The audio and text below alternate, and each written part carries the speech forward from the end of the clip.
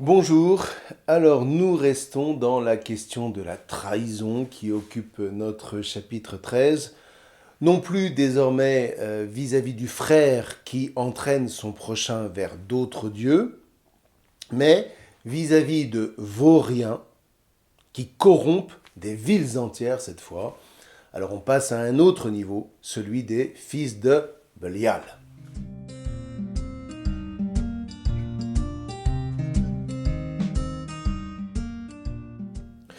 Alors, juste pour info, l'expression fils de Belial est typique pour le coup de la période post-exilique, à partir du VIe siècle pendant la période perse. Donc, encore un indice, si vous voulez, de l'évolution des textes de la Torah, mais bon, allez, on va laisser ça de côté pour cette vidéo. Disons simplement que c'est un terme bâti sur la racine ya'al, le profit, précédé par l'adverbe bli, c'est-à-dire point. Le fils de Bélial, c'est celui dont l'action est sans profit, complètement vaine, qui entraîne vers le vide. Alors, on traduit souvent par vaurien. Rachi, le grand commentateur juif du XIe siècle après Jésus-Christ, traduit celui qui est sans joug, celui qui se met hors de la Torah, c'est-à-dire le révolté, l'apostat. Et ma foi, en hommage à ce rabbin de génie, c'est le sens qu'on va garder, parce que c'est sans doute le plus adéquat. Alors, en soi, le forfait de l'apostat n'est pas très différent de celui du frère. Mais cette fois, l'apostat n'agit plus simplement de personne à personne, il entraîne avec lui des villes entières qu'il monte contre la Torah, donc contre l'édification du corps de tout Israël. Ceci dit, on reste toujours à l'intérieur de l'alliance. L'apostat, comme le frère, est issu de tout Israël, et c'est une ville de tout Israël qu'il corrompt. Si cette abomination a été commise chez toi, dit la fin du verset 15. Alors, dans ce cas, et après enquête, vous voyez, il ne s'agit pas d'agir simplement sur la foi d'une rumeur. Si la ville a suivi les apostats, alors la sentence est sans appel, c'est l'anathème. Un petit peu comme Sodome et Gomorrhe, si vous voulez, sauf que là, ce sont les hommes qui l'appliquent. Alors écoutez, c'est pas la première fois qu'on rencontre une telle sanction. Je vous renvoie à ce qu'on en a déjà dit à propos du chapitre 32 de l'Exode et du chapitre 27 du Lévitique.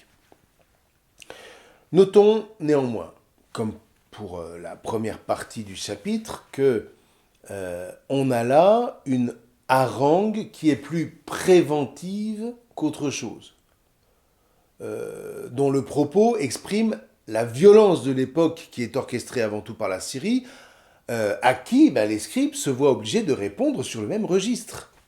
Avec cette différence majeure que ces versets ne menacent pas les nations extérieures qu'il s'agirait de conquérir. Ça, c'est l'Assyrie expansionniste. Mais il s'adresse au peuple de tout Israël qui est appelé à travailler sur lui-même afin de ne jamais se laisser entraîner par quelque apostat que ce soit, afin de rester fermement attaché à Hachem. Alors, encore une fois, l'apostat ou les apostats pervertit une ville, mais à partir de là, c'est évidemment tout le peuple qui menace de se laisser entraîner. Alors, qui sont les fils de Bélial ? Pour nos scribes, avant tout, les fils de Bélial désignent concrètement les rois de Yisraël et les prophètes de Baal qui leur sont associés. Pour l'école deutéronomiste, vous voyez, Reskiahu et Yoshiahu mis à part, la plupart des rois de Yisraël ont entraîné les adorateurs de Hachem sur le chemin des Baalim. Raison pour laquelle, toujours selon cette école deutéronomiste, Hachem s'est vu contraint de secouer son peuple pour que l'alliance ne s'évanouisse pas. Voilà la fameuse ardeur de Narine, la fameuse colère de Hachem au verset 18, le fameux courroux de minuit chrétien dont le Christ vient nous sauver. En substance, voilà en quoi consiste ce courroux. Vous méprisez mon alliance. Dans mon courroux, je vous laisse à vous-même. Et là, voyez comment, sans moi, les nations vous tombent dessus et vous anéantissent. Donc, ça chauffe, c'est le cas de le dire. Maintenant, si vous le voulez en version plus soft, eh bien ça donne « Sans moi, vous ne pouvez rien faire ». C'est en Jean au chapitre 15. L'idée est strictement la même. Dit autrement, l'interprétation de la Torah à propos de l'oppression assyrienne est claire. Écoutez les gars, on arrête de rigoler. L'élection, l'alliance, c'est-à-dire l'entre-deux avec Hachem, est pour tout Israël une question de vie ou de mort. D'où l'appel incessant des prophètes « Revenez à Hachem votre Elohim ». Et puis par ailleurs, on entend encore une fois déjà en toile de fond l'appel de Deutéronome 30. Je donne en face de vous la vie et la mort, la bénédiction et la malédiction. Choisis la vie, afin que tu vives, toi et ta descendance, pour aimer Hachem, ton Elohim, en écoutant sa voix et en t'attachant à lui. Vraiment, ce verset constitue l'âme même du Deutéronome, l'âme de la Torah et de la Bible dans son ensemble, Nouveau Testament compris. Et c'est ce que je voudrais, dans cette vidéo, vous proposer de regarder plus précisément à travers une figure assez inattendue parmi les fils de Bélial.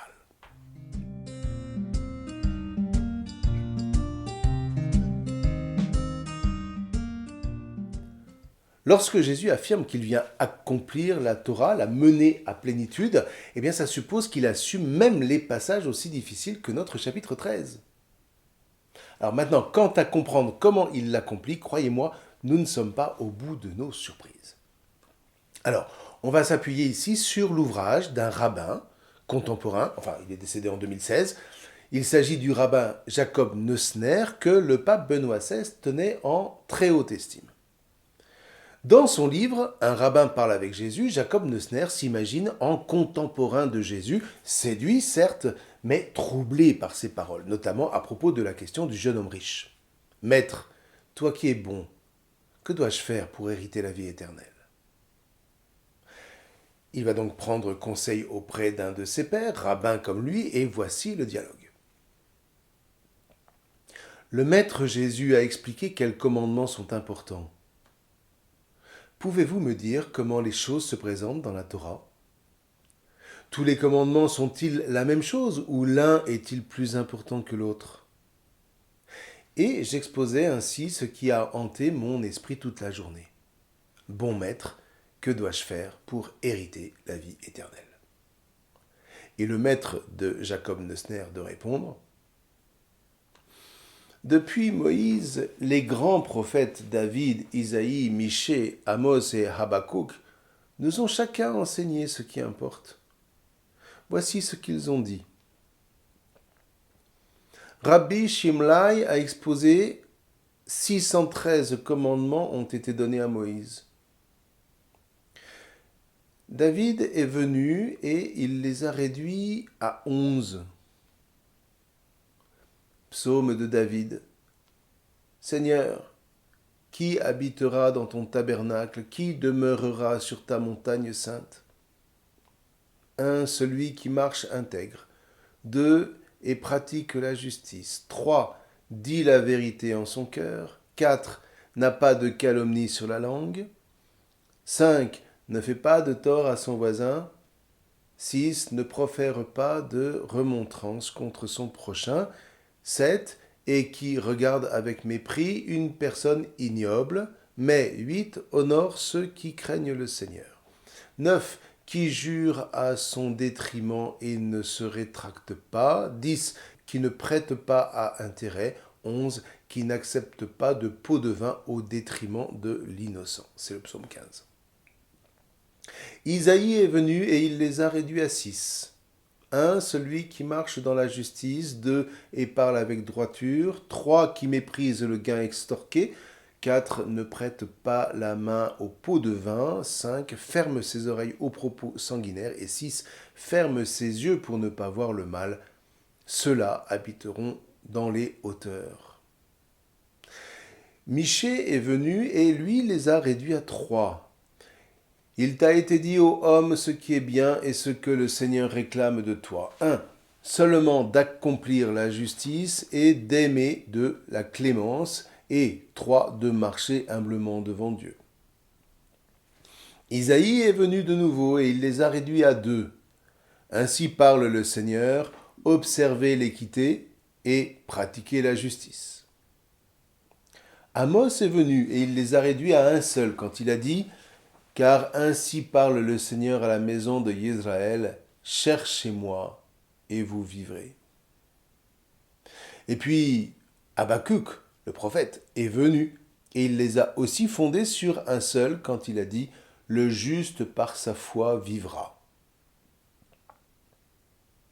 Le maître me dit alors, est-ce cela que le sage Jésus voulait dire? Pas exactement, mais c'est très proche. Qu'a-t-il omis? Rien. Alors, qu'a-t-il ajouté? Lui-même. Oh.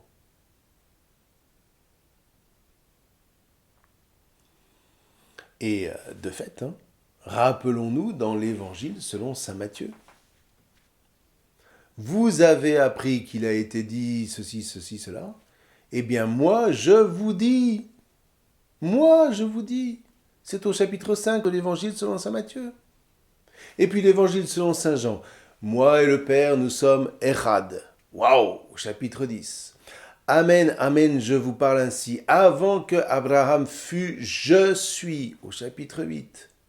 Je suis le chemin, la vérité et la vie, au chapitre 14. Amen, amen, je vous dis que moi, je suis la porte des brebis. Tous ceux qui sont venus avant moi sont des voleurs et des brigands, mais les brebis ne les ont pas écoutés. Moi, je suis la porte.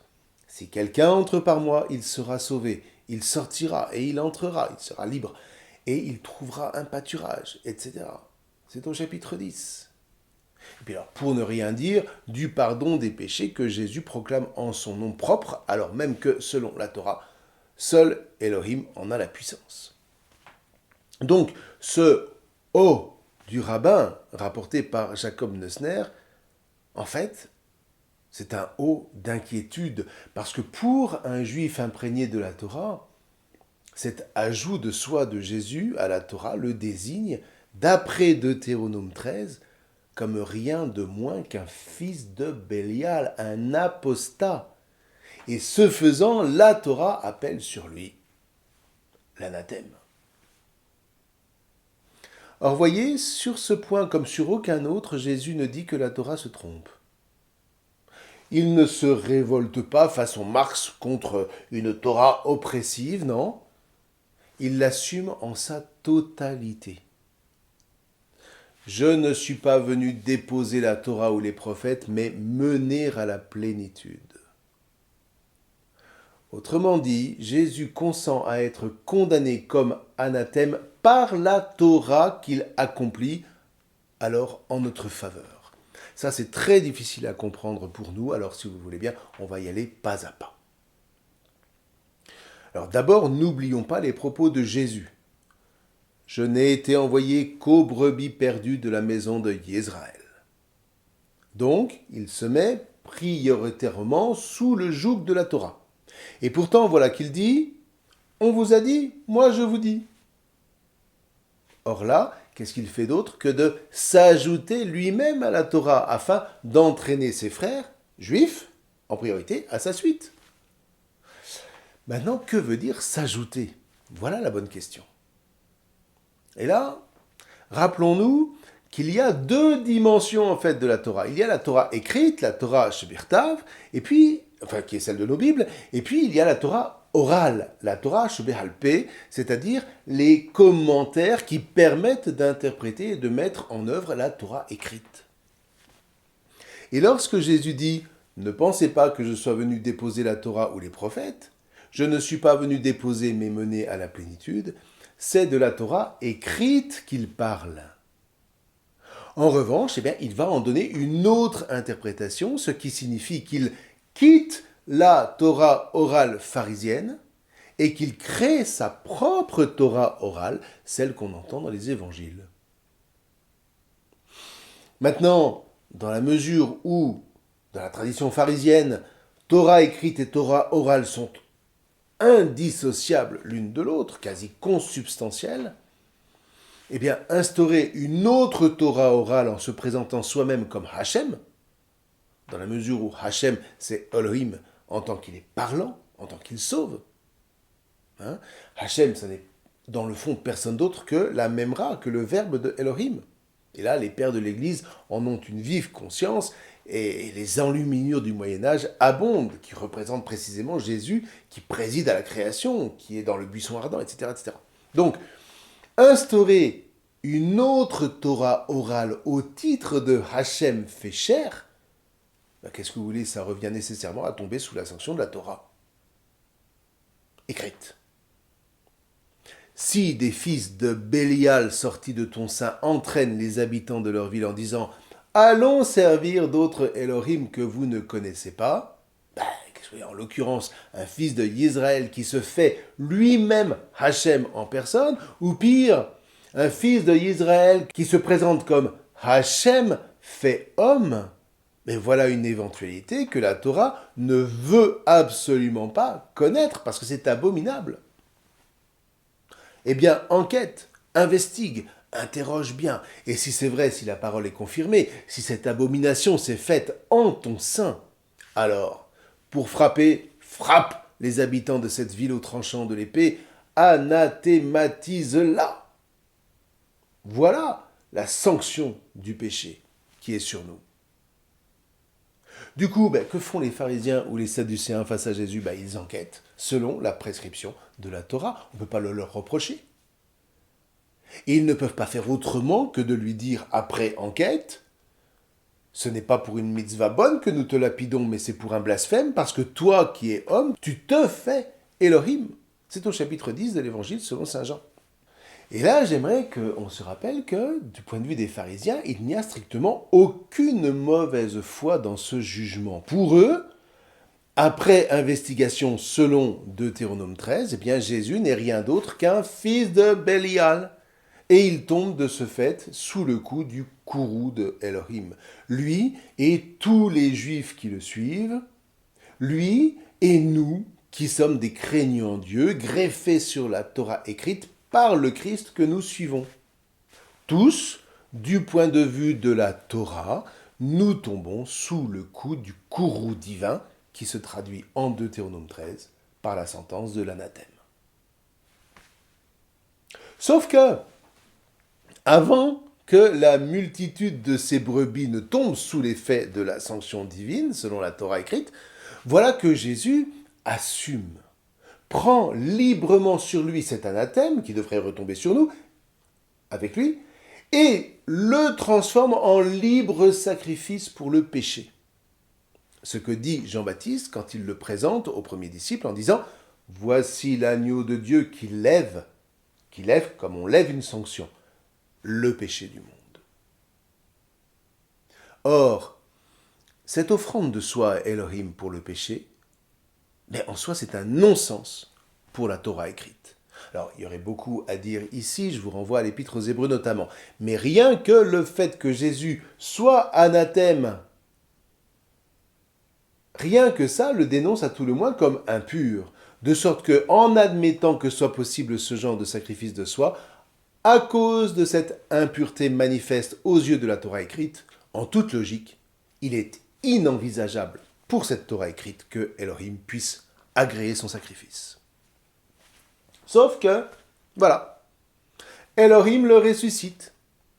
Elohim le relève d'entre les morts, signe que contre toute attente, ce sacrifice, tout invalide qu'il soit selon les normes de la Torah écrite, est agréé. Voilà la secousse qui fait dire à saint Paul « Ce qu'il y a de fou dans le monde, voilà ce que Hachem a élu pour couvrir de honte les sages. Ce qu'il y a de faible dans le monde, voilà ce que Hachem a choisi pour couvrir de honte ce qui est fort. » Maintenant, est-ce que la ratification divine de ce sacrifice renverse la Torah écrite? Certainement pas, puisque c'est par la Torah que Jésus peut faire de sa vie un sacrifice de réparation. C'est par les prescriptions même de la Torah écrite que, au cours du dernier repas qu'il prend avec ses disciples, il prononce en vérité ces paroles. Pendant qu'il mangeait le repas, Jésus prit le pain, le bénit, le rompit, le donna à ses disciples et il dit « Prenez et mangez, ceci est mon corps. » Et il prit la coupe, il rendit grâce, il leur donna et il dit « Prenez et buvez-en tous, ceci est mon sang. » Le sang de l'alliance nouvelle qui va être versé en faveur de la multitude pour la rémission des péchés. C'est au chapitre 26 de l'Évangile selon saint Matthieu, c'est la version araméenne de la Pshita. Donc, il n'y a pas photo. Véritablement, Jésus ajoute sa vie à la Torah écrite. Il ajoute sa vie et son enseignement comme exégèse, c'est-à-dire comme commentaire autorisé de la Torah écrite.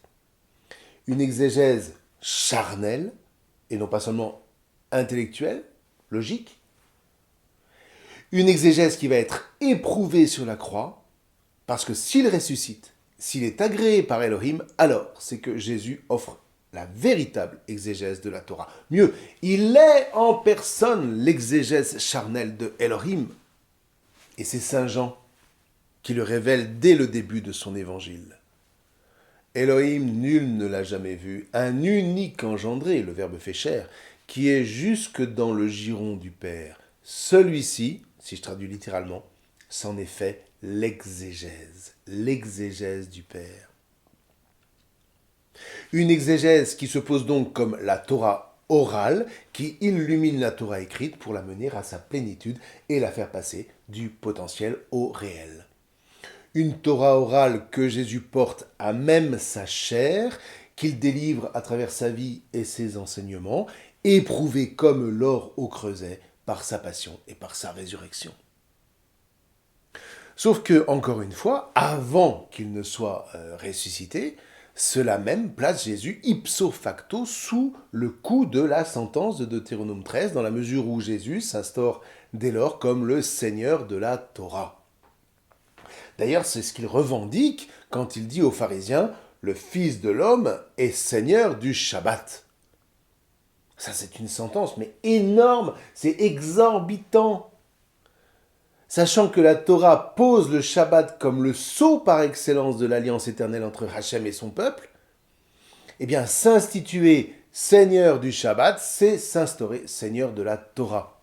Et s'instaurer Seigneur de la Torah, eh bien, c'est s'instituer au même rang que Hachem, alors qu'on est un homme, donc une créature. Et c'est donc laisser entendre que Hachem se serait fait chair, ce qui est non seulement imprévisible, mais inenvisageable pour la Torah écrite laissée à elle-même. Et là, on comprend bien que la température commence véritablement à monter. Dit autrement, vous voyez, je vais essayer de vous le raconter sous un autre angle, en termes bergsoniens. Le futur. Le futur, je vous le rappelle, c'est ce que je peux prévoir, alors que l'avenir, c'est l'imprévisible qui arrive, la secousse d'être à laquelle nul n'échappe et qui bouleverse l'existence pour le meilleur ou pour le pire. Donc, le futur envisagé par la Torah est incapable d'intégrer la possibilité que Hachem devienne chair. On touche là le stade de l'impureté la plus odieuse, que le divin se mélange au créé, que Dieu se fasse homme. Vraiment, dans l'optique de ce que le futur de la Torah peut proposer, on touche là l'abomination de l'abomination. Oui, mais voilà, redisons-le, la résurrection du Christ manifeste de manière complètement inattendue que Elohim, celui que Jésus appelle son Père, agrée cette manifestation de lui-même comme Hachem fait chair. Et je vous rappelle que pour la Torah, Elohim, c'est la phase divine de la source créatrice. Hachem, c'est la phase divine en tant que Elohim est parlant et qu'il est sauveur. Bref, on découvre donc que cet ajout de soi à la Torah ne relève pas du point de vue de Elohim de l'apostat, mais de l'avènement de la plénitude de la Torah écrite et des prophètes.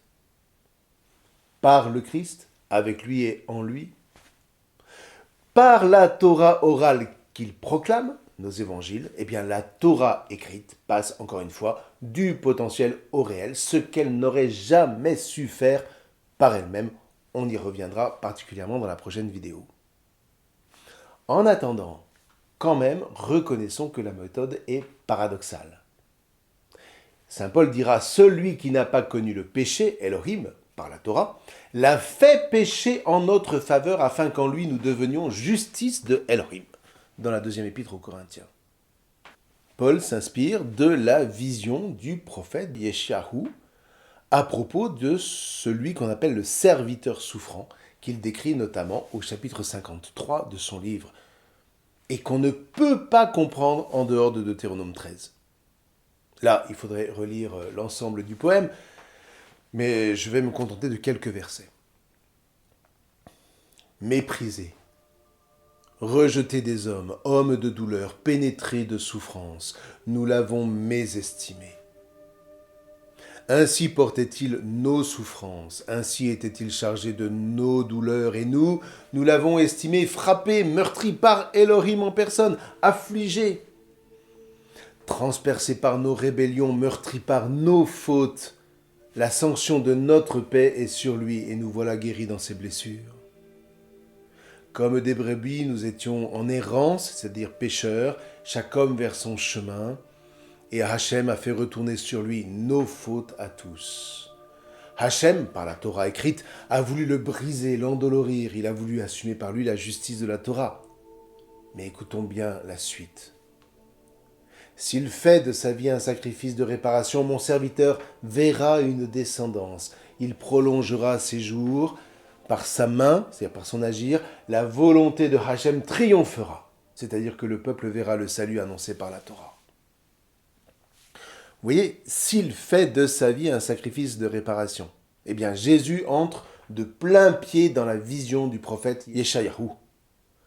Non plus seulement en faveur de Israël, mais en faveur de la multitude des nations à qui il révèle par son sacrifice qu'elles aussi sont marquées par le péché adamique, par le refus de l'alliance avec Elohim établie pourtant dès la fondation du monde. Alors là, il faudrait à tout le moins relire les premiers chapitres de l'épître aux Romains. Et faites-le, parce que avec ce que je suis en train de vous dire, vous comprendrez, me semble-t-il, sans trop de difficulté. Ainsi, lorsque Jésus dit au cours de son dernier repas avec ses disciples « Ceci est mon corps, livré pour vous, ceci est mon sang versé pour vous, et pour la multitude en rémission des péchés, en réparation des péchés, si vous voulez », eh bien entendons, je prends sur moi l'anathème qui devrait en toute justice, selon le courroux de Elohim, révélé par la Torah écrite, vous sanctionnez, vous qui êtes pécheurs, vous donc qui trahissez l'alliance.